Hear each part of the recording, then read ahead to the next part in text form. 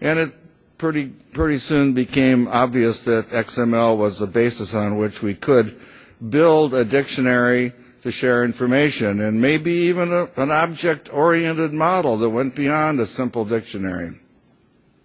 So right from the beginning, industry was involved and engaged. That small group of policy advisors turned into an organization called the IGES Institute, a nonprofit organized at the suggestion of DOJ to bring together industry players and ask industry to apply its best thinking to solve this problem.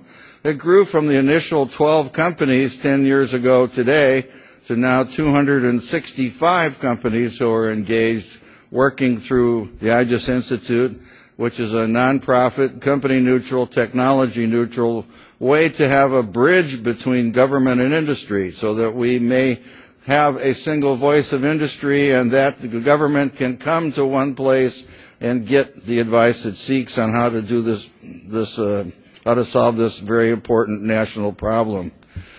So industry has been involved. We sit at the table in all of the working committees and bodies that you've heard about, and some you haven't, working committees of global, the NBEC and NTAC and the NC and OC.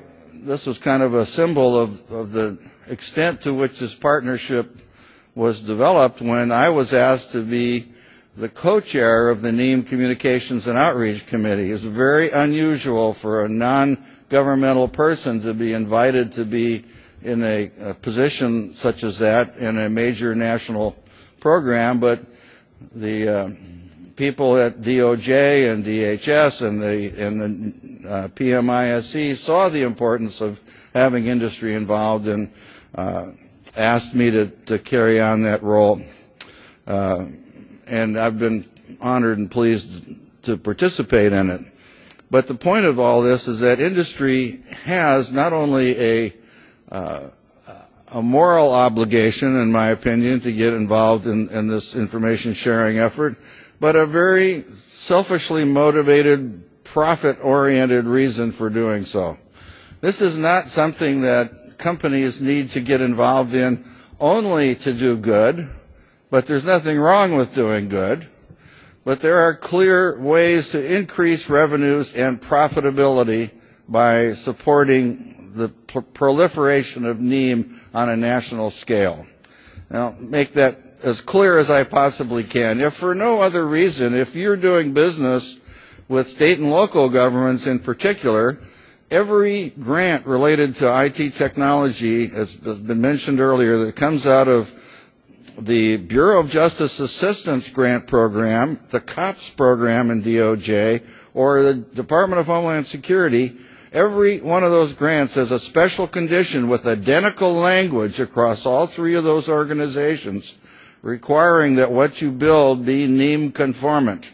And not only that it be NEAM conformant, but that you submit your IEPD to the National Clearinghouse, which is run by the IGES Institute on behalf of the participating stakeholders, so that it may be shared and reused by other companies and agencies in government at all levels of government. So that special condition alone, if you needed any urging, ought to be enough for you to at least look at your software product or the integration work that you may do and say, I better be smart about this because it's going to be part of an RFP. If you haven't seen a lot of RFPs with this condition in it, you can be assured that you will see more because this really just got started in the beginning of fiscal year 2008 as it was applied. So it's kind of, in many cases, it's still rolling out. But beyond that, what I contend NEAM does for any company is not only find a way to create a larger market for your services and products, but to reduce risk. When we started looking at this whole idea of open standards about 10 years ago, the companies that were at the table, and I'm talking about the larger technology companies like Microsoft and IBM and Oracle, the larger system integrators, Unisys, Accenture, Bearing Point, used to be a large integrator. Things do change in this industry if you haven't noticed. But down to the smaller product companies and consulting companies, realized that if the clarity of the instructions from a customer on how to integrate one product with another or one agency with another were really clear enough and expressed in the way of a standard, the risk of building that interface, as we used to call them, goes way down.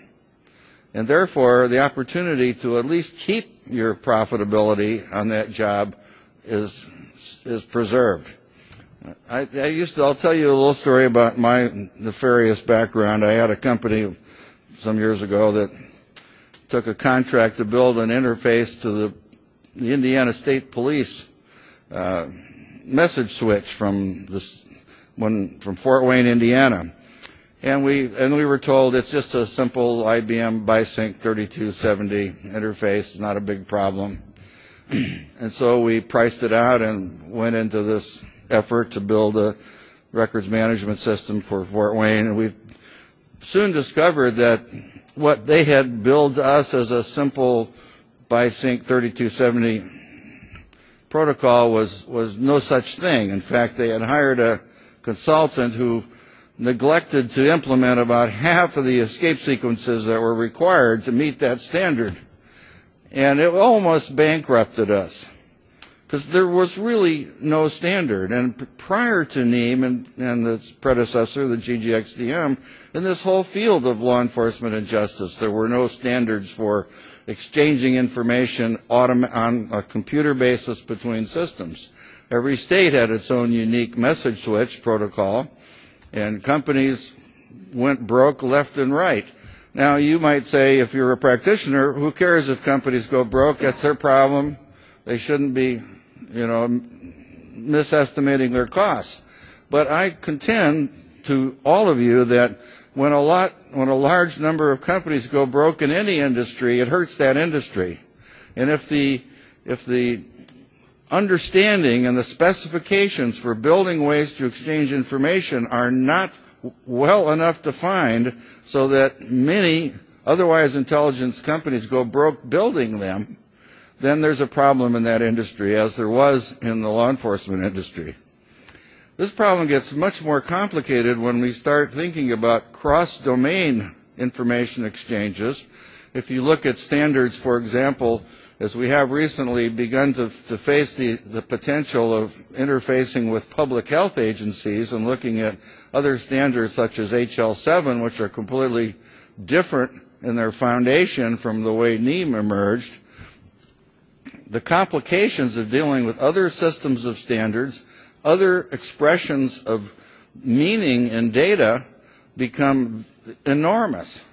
And without something like NEEM that provides not only a basis for the common understanding of data to the extent that it's possible to do so, and a way to map to those other systems of standards where it's not possible to do so, there's not likely to be a solution in the long run to these important problems.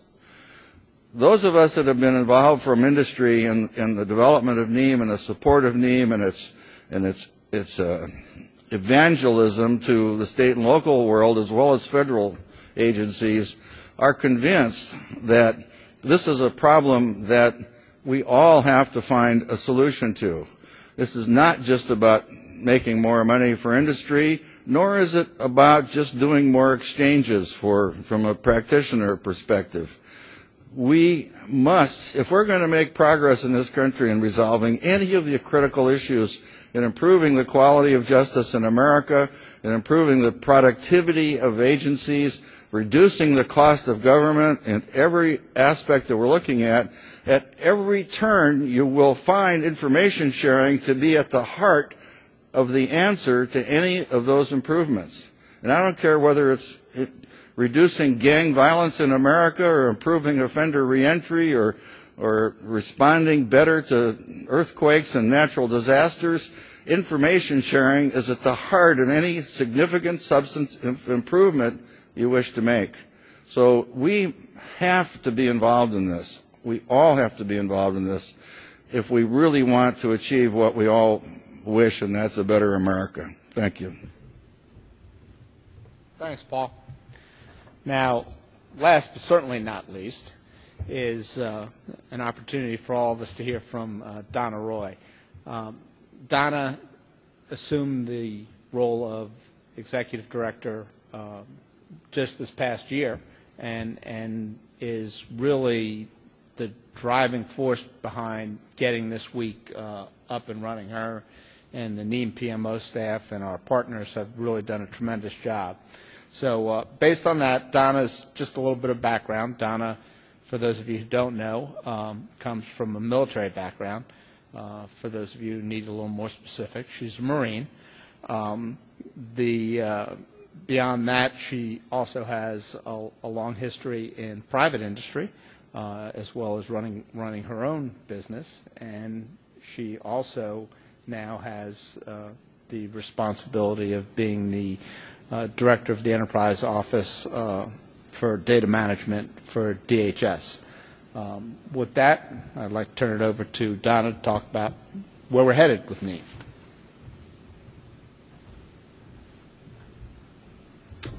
Welcome.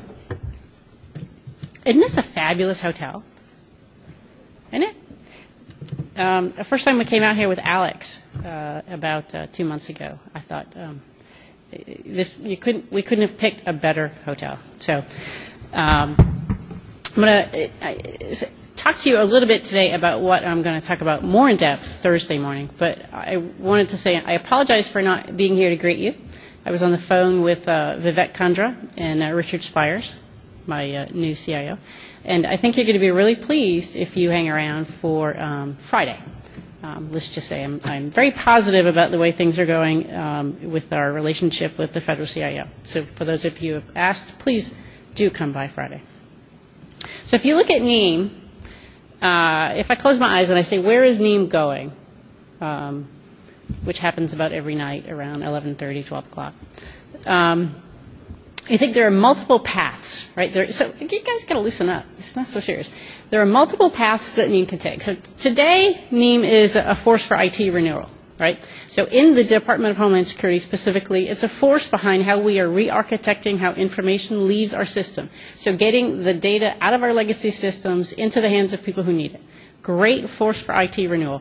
It shouldn't be the first part of that conversation, but it certainly does start that conversation. But there are a couple of other places I think I've been either publicly talking about or privately thinking about. NEEM,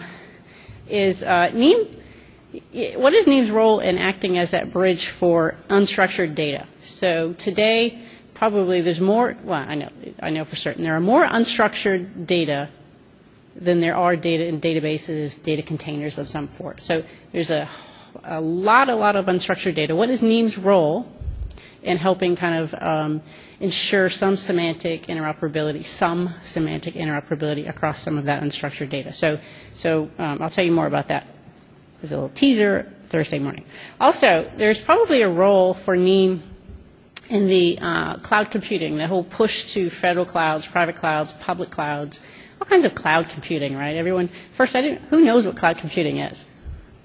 It's a real big mystery to a lot of people still. Mystery to me, too.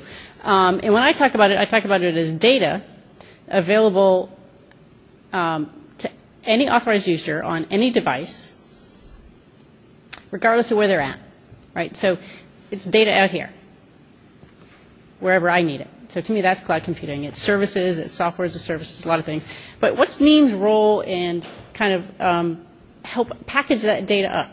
Help understand that there is some sort of digital rights framework on top of our NEEM payloads that could help understand moving data around the cloud means you actually understand it has some security around it, right? So when I put my information in on Facebook, which I do, where does that go and do I own that? And now we own our tweets, but really where do they go?